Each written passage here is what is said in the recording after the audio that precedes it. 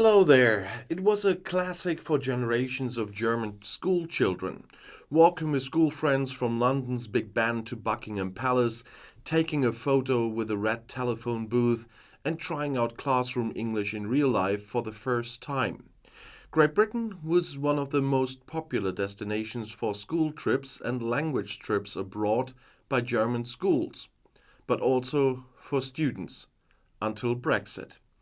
If you believe the results of a survey by the Industry Association Tourism Alliance among a good 80 European providers of such trips, 83% fewer school children from Europe traveled to Great Britain by the end of the summer in 2022 than in 2019. That means before Brexit and the pandemic. By August, providers had brought just over 37,000 students to the UK to improve their English, learn about the country and culture, and make friends. And this is a massive slump. In 2019, it was around 306,000. The British Isles have also long been a popular destination for many university students, but after Brexit, students from the EU now have to put in more work due to new visa regulations. In addition, British universities are now allowed to charge higher tuition fees from EU citizens. According to figures from the Central Allocation Office, the UCAS, the Universities and College Admission Service, the number of EU first-year students in Great Britain fell again in 2022. At the start of the academic year, 10,910 prospective students from the EU were admitted in autumn. In 2021, there were still 12,670. In 2020, when the old rules still applied, there were more than twice as many. In the case of short-term stays, such as school trips, the enormous slump has practical reasons above all. Supervisors can no longer enter the country with the students as a group by having a list with the data of the fellow travelers. After Brexit, this list of travelers principle was abolished. Instead, all students must now individually present a passport. But many school children have no passport at all, says Richard Thume, head of the Tourism Alliance, to the German press agency. In addition, some visas would have to be applied for example, for students with other nationalities who are not entitled to an EU passport. The hurdles are becoming insurmountable, summarizes Thume. The impact of Brexit is absolutely dramatic. Above all, he regrets the loss of contacts that students usually have on trips. Not only do they keep coming back, they also bring their experiences in the British regions back home. While for many school classes it was called London calling, according to the hit by the British band The Clash, the English South Coast is particularly popular for language trips. For cities like Brighton, Hastings, or Bournemouth, the journeys are a fundamental economic factor. Not only the language schools themselves, but also accommodation, gastronomy, and other areas have benefited from this for decades. This sector took a big hit, says Thume. According to his association, around 17,000 jobs depend on the industry. It's a problem that needs to be solved, he says. The Professional Association of German Language Schools and language travel organizers can confirm the slump. The industry is pretty shaken, says Managing Director Julia Richter to the German press agency.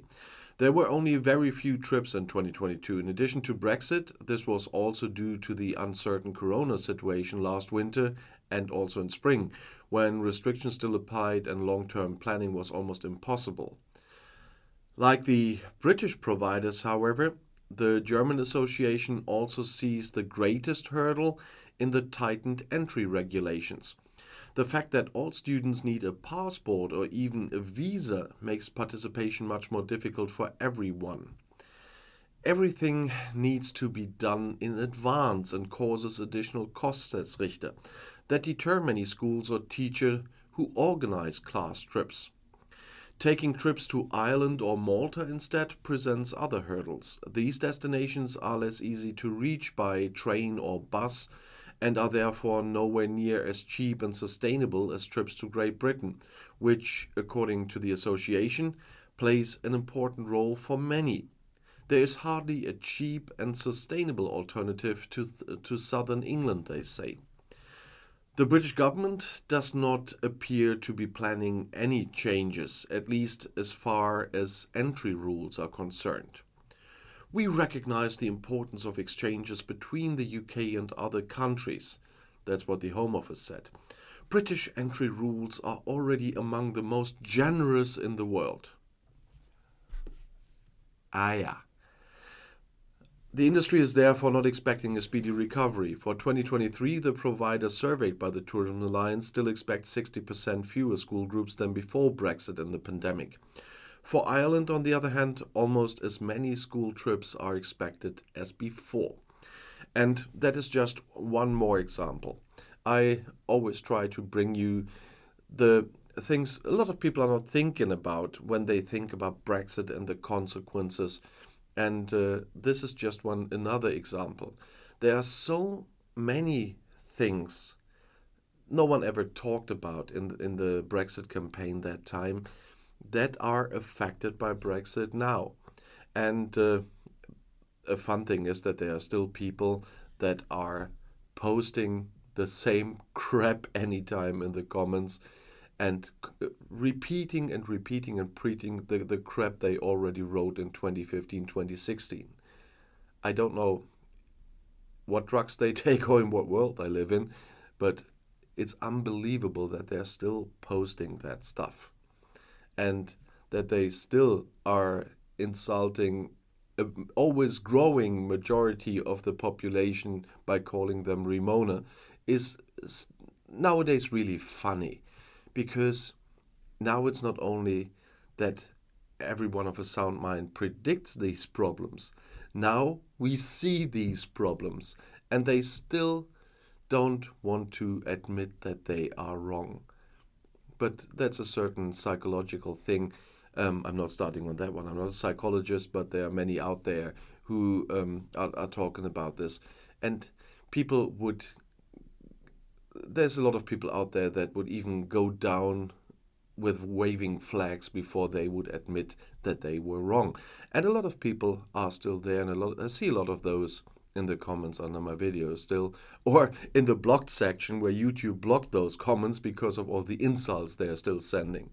Yeah, if you don't like the message, insult the messenger. But I am a voluntary politician myself. I have a really thick skin, because then you get insulted from a lot of people for a lot of things. And Brexiteers with blunt insults to hide their own deficits is nothing that will stop me from being on YouTube and talking about the downsides of Brexit in the future, and not the benefits for the ordinary people, because there are none. That is the problem. There's only a few benefits for a few very rich people, but not for the ordinary people, especially not those that voted for it. And it's no wonder that now in the polls about 2/3 of the country are saying that they want a referendum to rejoin the EU. But we all know that neither the current government nor a Labour government would do that. Even if Labour gets in 2024-25, they will not have a referendum on rejoining the EU. And there is a second problem. With all the changes made in recent years, it will be a bit more problematic for the UK to rejoin the EU, not only because of the 35 protocols they have to go through, which nowadays Scotland would be able to do more easily if they were independent than the UK as a whole. Just saying. And the EU, first of all, I'm not so sure that there would be no veto against the UK joining again. And secondly, they would have to join under the same circumstances as every new member does for years. And that is something the UK wouldn't do. And you have to be honest, if there ever is a rejoin referendum, people have to be honest. They haven't been in the last time. The whole thing was based on lies. But if people are honest in an ever upcoming rejoin referendum, they have to tell the people that Britain would have to follow all the rules every new member does. No rebate, no what we in Germany call extra sausages, no exceptions. There will be no exceptionalism if they ever want to rejoin the EU, because if they try to rejoin, they'd still have to apply as a brand new member and to follow the rules as a brand new member. And that also would mean that they have to get the euro the moment they fulfill the criteria. That is part of the contract, of the joining contract. And so, honestly, I don't see Great Britain rejoin the EU in quite some decades. And I'll see you in my next video. I'll be back.